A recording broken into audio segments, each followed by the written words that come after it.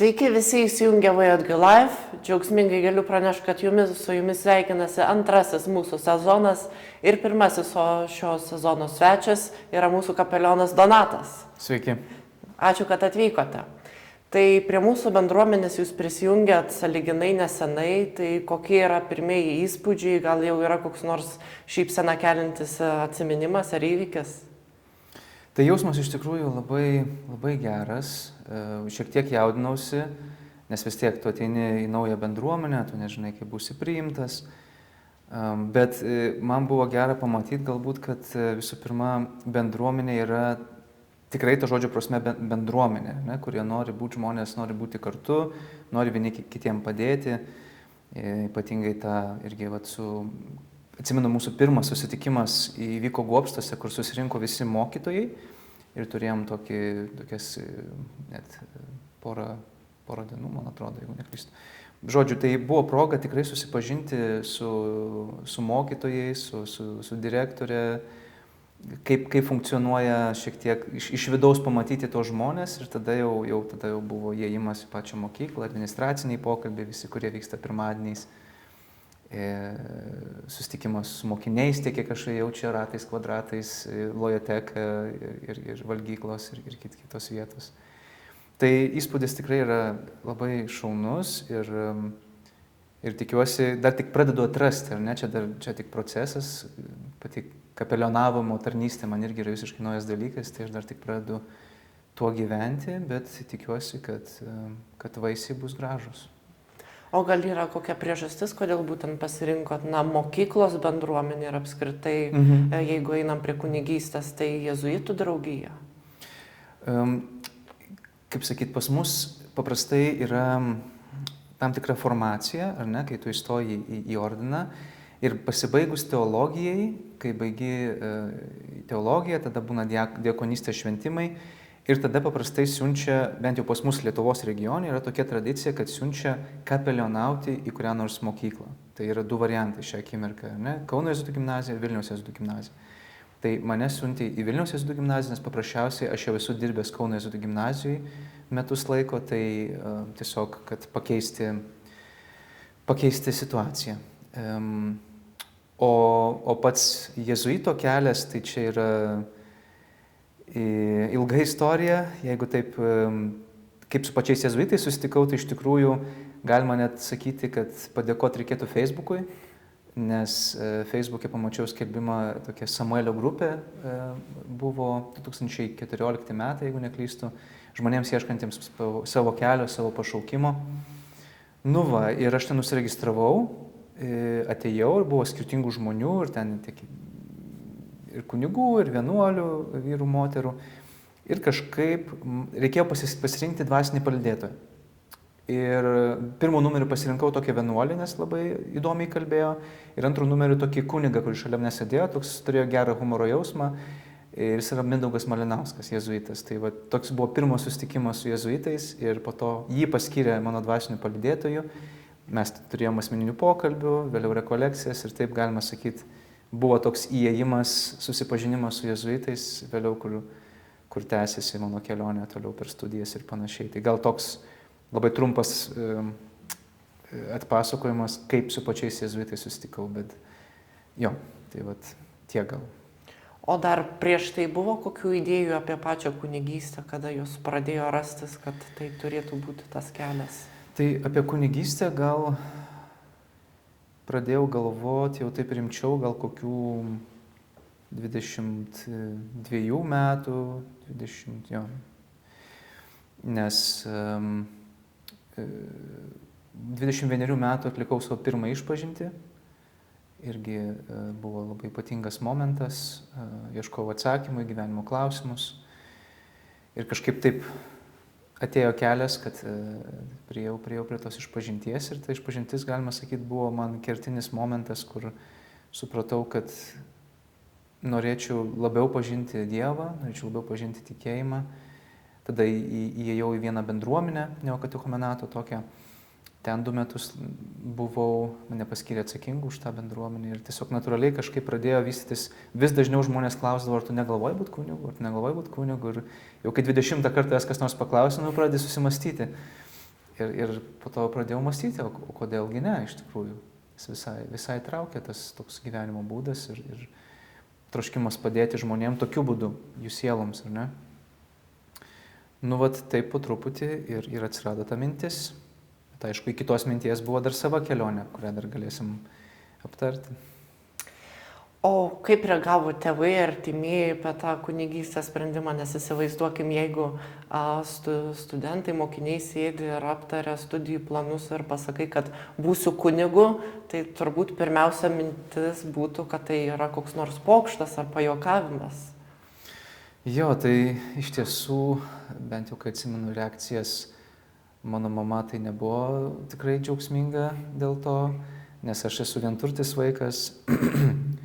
Ir jai, kaip sakyti, vis tiek jinai ir iki šiandien, man atrodo, jinai kaip ir priima, bet tikrai neliūdėtų, jeigu aš pasakyčiau, kad aš keičiu stilių ir kuriu šeimą. Manau, kad jinai labai nenusimintų dėl to.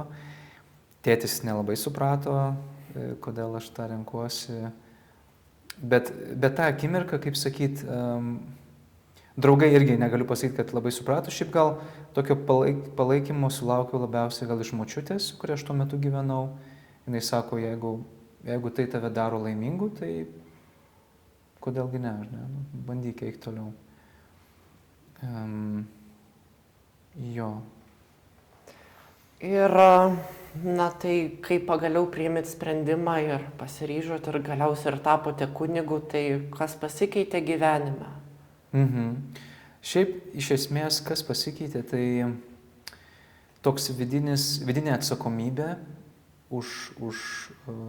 nes dabar aš prisiliečiu prie labai tokių šventų dalykų, ar ne? Ir prieš tai buvo, bet dabar toksai, šventų mišių šventimas, ar ne? Išpažintys, kiti sakramentai, krikštas, santuoka, kur tu turi priėjimą prie labai arti prie žmogaus širdies, ne? Ir kur turi nusiauti batus iš pagarbos, nes tai yra šventa žemė, tai žmonės, kurie tau atveria savo širdį labai labai pilnai. Ir tas toksai, jaučiu iš vienos pusės didžiulis dėkingumas dėl žmonių pasitikėjimo, iš kitos pusės jaučiu ir didžiulę atsakomybę ir tokį nevertumą, ar ne? Kad, kas aš toks, kad man žmonės tiek atsiveria, bet iš esmės tai yra taip, kunigiškos tarnystės prisideda visi, kaip minėjau, sakramentai ir taip pat dvasiniai pokalbiai, gal net labiau rekolekcijos ateis irgi savo laiku daugiau į tą pusę, ar ne? Tai o šiaip kažkaip, kad ten atsibūstum kitą rytą ir jaustumės kaip naujas žmogus, tai ne. Tu esi, kas esi, nes kaip Tomas Akvinietis sako, ar ne, kad grace perfects nature. Ne? Tai reiškia, malonė tobulina mūsų realybę, dabartinę natūrą. Ar ne? Tai tiek, kiek tu turi savo natūroje, tai malonė jinai tobulina iš to, ką turi. Bet tai nėra, kad įvyksta kažkoks supernatūralus kažkoks atgamtinis šuolis, kad tu ten, nežinau, levituoji, skraidyti pradedi, ar ne, tai nieko panašaus į tą pusę. Tiesiog toks vadinasi ontologinis, ar ne, ir žodis ontologija yra būties pasikeitimas, ar ne, kad tu supranti, kad į tavo širdį yra įspaustas kunigystės antspaudas, kurio niekas iš tavęs nebeatims. Ta prasme, tu visą gyvenimą nešiosi šitą dalyką. Ir lygiai taip pat kaip krikštas, kokį turi antspaudą, ne? Kur vieną kartą žmogus pakrikštytas, nesmė, kad jis gali nelankyti bažnyčios, jis gali nelaikyti savęs tikinčių žmogum, bet tu esi Dievo vaikas, amžinai, per krikšto sakramentą. Tai lygiai taip pat ir per kunigystės esi kunigas ir liksi. Tai turint omenyje visus tuos įsipareigojimus, jų iš tikrųjų yra turbūt daug tapus kunigu, ar lieka laiko, taip trumpai pasakius, kokiam nors laisvalaikiui ar hobiui? Kaip kada, laiko planavimas nėra mano stiprioji pusė, bet jeigu man pavyksta to laiko kažkaip susiplanuoti, tai man visai patinka, pavyzdžiui, pasportuoti, išbėgti, palakstyti. Dabar, kai jau šiek tiek šalta, tai jau jaučiu, kad jau rezistencija, pasipriešinimas atsiranda, bet kažkoks sportas, knygą paskaityti irgi labai patinka. kalbas mokintis, dabar mokinuosi prancūzų, bandau mokintis savaip, taip, ne kažkur kursuose, bet tiesiog karts nuo karto paklausau. Turiu savo metodus, kuriuos išmokau iš kitų žmonių. Norėčiau daugiau praleisti laiko prie gitaros, kuri irgi stovi kampe ir liūdi. Tai, tokie gal. Ir šiaip labai daug džiaugsmo, jeigu ne tai, kad hobiai, bet džiaugsmo labai atneša pokalbiai. Kaip mes dabar kalbame, ne? Kur gali eiti į gilį. Tai va. O prancūzų mokotės gal kokiam ateities studijom ar kokiam planam ar šiaip? Šiaip, žinok, neplanuoju kažkaip ateities studijų neplanuoju Prancūzijoje, nebent provinciolas mūsų vyresnysis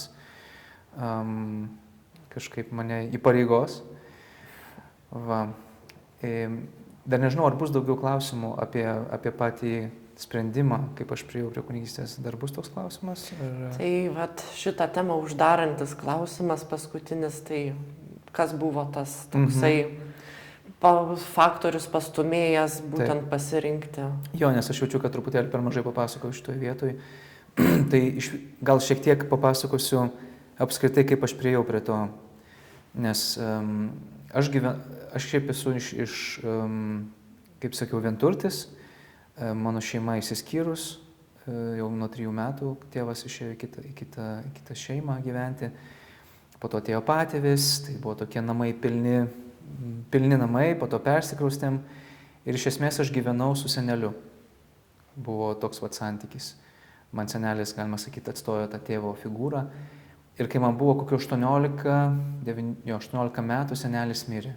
Ir man tai asmeniškai buvo toksai egzistencinis šokas, nes supratau, kad man labai brangus žmogus mirė. Ir tada tas šokas paskatino mane ieškoti. Eiti į priekį, atsakyti į klausimus, kodėl aš gyvenu, kaip būti laimingu, kaip rasti ramybę. Aš net neieškojau Dievo, galima sakyti, aš ieškojau ramybės. Ieškojau tiesiog ramybės, nes labai daug buvo chaoso gyvenime. Ir po to buvo toks momentas, šiek tiek jau susiaurinant, kur aš dirbau tuo metu vienoj baldų parduotuviai ir man paskambino kolega ir sakė, ar gali ateiti surinkti baldus pas vieną moterį. Iki tol, kaip aš bandžiau tą vidinį aliarmą, kaip aš minėjau, tą egzistencinį šoką užpildyti, tai visokiais baliais, festivaliais, bandžiau per kitas kultūras, per ezoterikas, budizmu buvau labai susidomėjęs, kažkaip metus laiko meditavau, asmeniškai buvo tokių skirtingų periodų, ieškau tokių dvasinių jungčių. Bet finale, sakau, paskambino kolega, sako, reikia nueiti pas vieną moterį surinkti baldus, aš nuėjau. Ir renkuoju baldus ir jinai man sako, kažkaip užsišnekėjom, sako, Donatai, žinai, kas yra tikroji meilė? Galvoju, įdomus klausimas, bet kažką reikia atsakyti. Sakau, pasitikėjimas, ištikimybė. Jinai sako, taip, bet žinok, tikroji meilė yra Jėzus Kristus. Ir tada jinai pradėjo kalbėti apie savo pačios atsivertimą, kaip jinai susitiko su gyvuoju Dievu, kaip išgijo, turėjo peties uždegimą labai rimtą ir vienoje piligriminėje kelionėje visiškai išgijo. Ir jinai man pasakotos dalykus apie Dievo gailestingumą, kas man visiškai nauja. Ir galima būti, čia buvo tokia sėkla, tikėjimo sėkla, kuri pradėjo pasėta mano širdį ir pradėjo po truputį dygti. Tada atsirado troškimas savanoriauti, ko niekada nebuvo anksčiau. Pradėjau savanoriauti su vaikais iš asocialių šeimų, Švento Kryžiaus namuose čia prie katedros. Skirtingose vietose. Pradėjau taip savanoriauti, kad grįždavau namo visiškai nusikalęs ir reikėdavo ir dirbti panašiai. Žodžiu, taip trumpinant, prie to ėjau, kad ta širdis pradėjo po truputį iš mano to egoizmo plėstis. Ir aš pamačiau, kiek galima duoti žmonėm gero ir kaip matau, koks efektas, kad jie yra laimingi. Ir tas troškimas duoti, jis vis augo ir po truputį privedė ir prie troškimo geriau pažinti Dievą ir galų gale prie pačios kunigystės. Aišku, tada buvo irgi klausimas, kurį tu turbūt galvoji užduoti apie santykius, Vis tiek, visą laiką yra tam tikra dilema, kai artėja link kunigystės, o tai kaip yra su šeimos galimybė, Tai aš irgi turėjau tą dilemą, ar šeima, ar kunigystė ir turėjau draugystę labai gražią. Bet jutau, kad Dievas sako, rinkis, ką nori, aš tave vis tiek vienodai mylėsiu, bet esmė, ko tu nori, ko tu trokšti savo širdyje, žinai. Ir kai aš savęs nuoširdžiai to paklausiau, aš pamačiau, kad giliai širdyje aš vis dėlto noriu būti kunigas. Noriu būti tokiu būdu tarnauti Dievui ir žmonėms. Tai čia taip labai susiaurinant, bet norėjau dar šitą pridėti, nes gali būti nelabai aišku, kodėl žmogus iš vis renkasi tokį dalyką. Na tai iš tikrųjų stipri istorija ir po pertraukėlės iš karto grįšime ir pakalbėsime apie Donato vaikystę.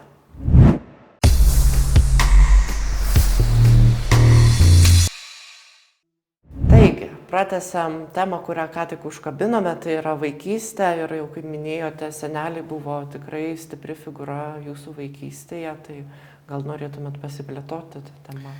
Jo, seneliai iš tikrųjų, galima sakyti, man atstojo tėvus. Nes, kaip minėjau, tėtis, kai buvo 3 metai, išėjo, vėliau atėjo patėvis, bet patėvis nėra tavo tėvas, ar ne, tai nėra tas pats santykis.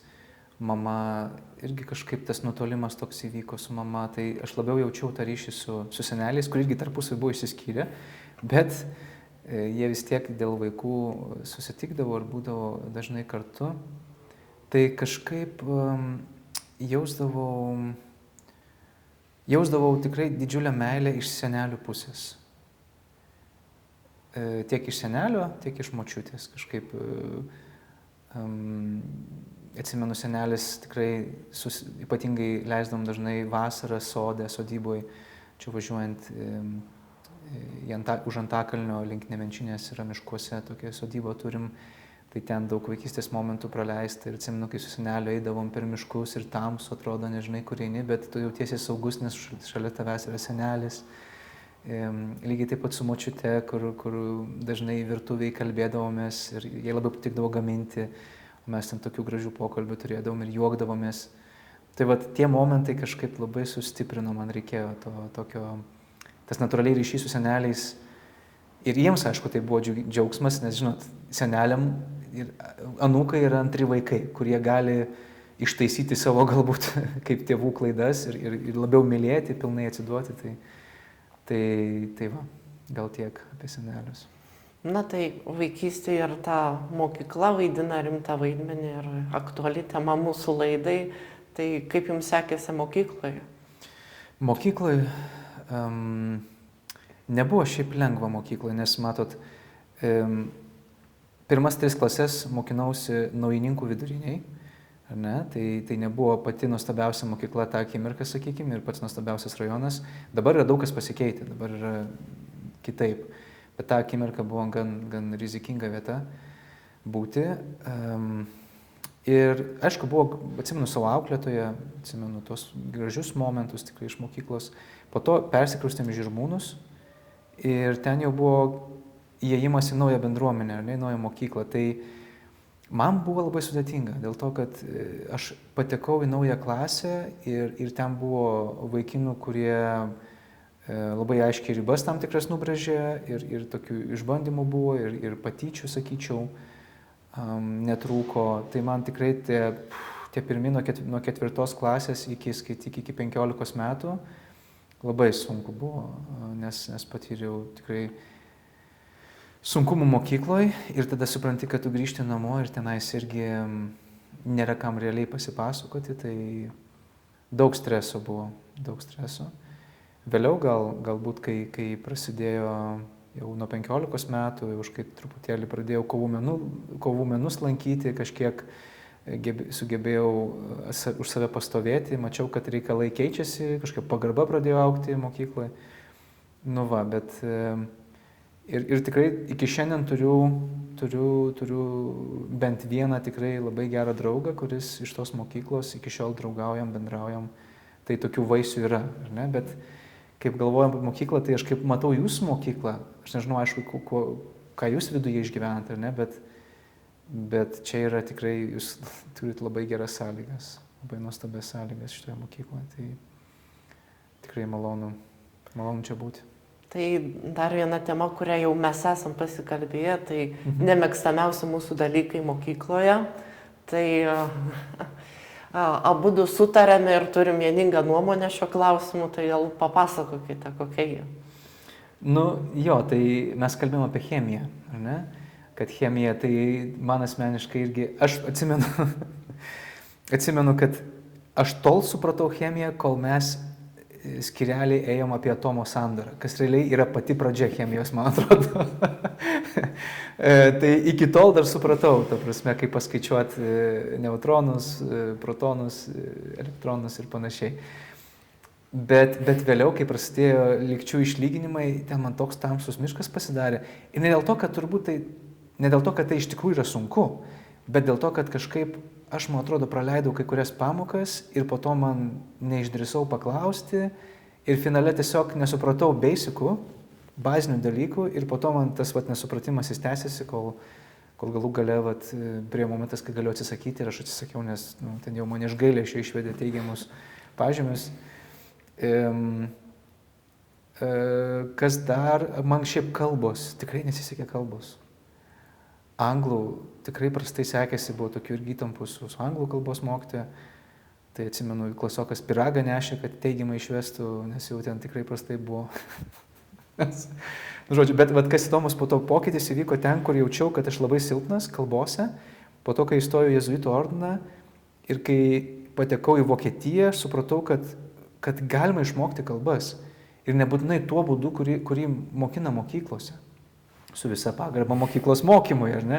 Bet aš pajutau, kad galima mokintis kalbas ir visai kitaip. Ir daug kažkaip įdomiau.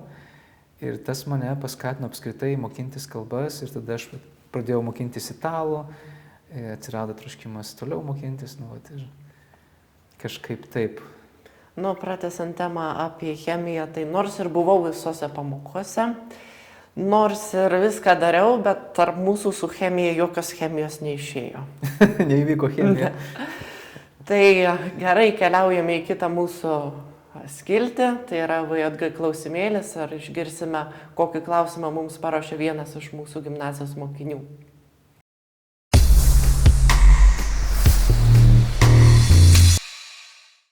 Tai grįžtame su VJG klausimėliu, pasiklausykim, kokį klausimą nori užduoti mūsų gimnazijos mokiniai. Rytas ar Žalgiris?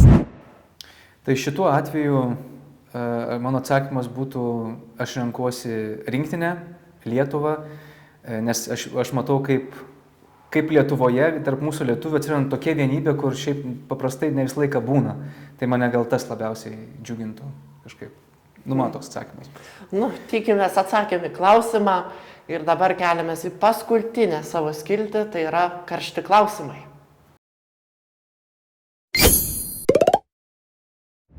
Tai sveiki atvykę į mūsų paskutinę skiltį, karšti klausimai.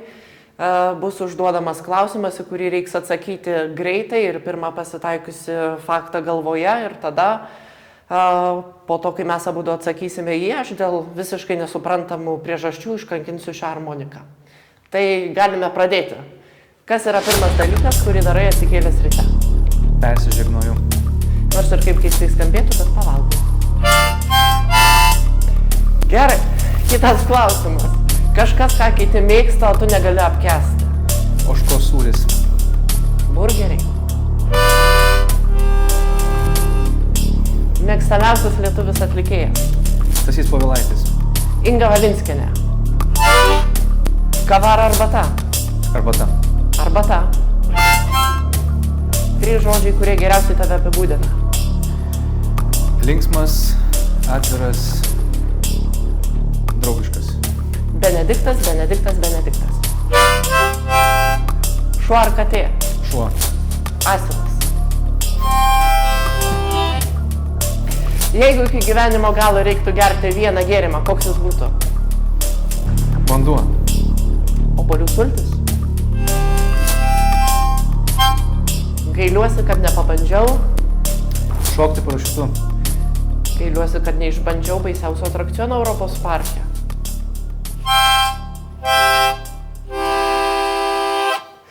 Taigi, mūsų laida kaip ir į pabaigą, grįšime pasakyti paskutinius žodelius ir viskas.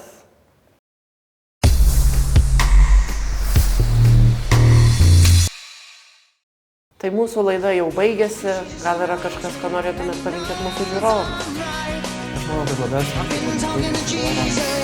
būti savimi, ieškoti savęs, nes buvimas savimi arba tapimas savimi yra pirmas kitas kelias.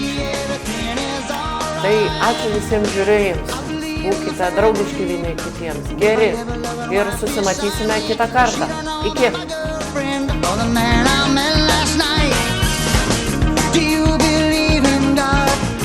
That is the war I'm selling, and if you wanna get to heaven,